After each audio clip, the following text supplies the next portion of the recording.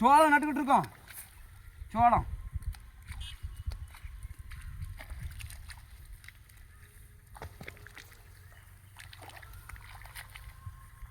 இப்போ நடதுக்கு முன்னே படுத்த பாடு. சோளம் அப்படியே ஒரு அடிக்கு ஒன்று போட்டுக்கிட்டே இருக்கணும் லைனாக.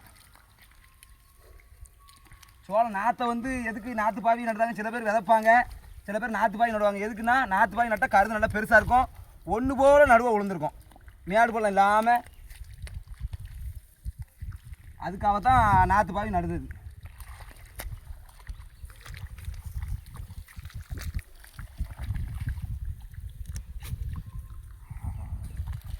கங்காணி மேடம்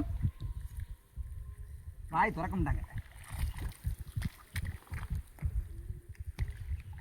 கொஞ்சம் கீழே அமைக்க வைங்க, மலைக்கு இடமா இருக்க மாதிரி தெரியுது, மிதந்துடும்.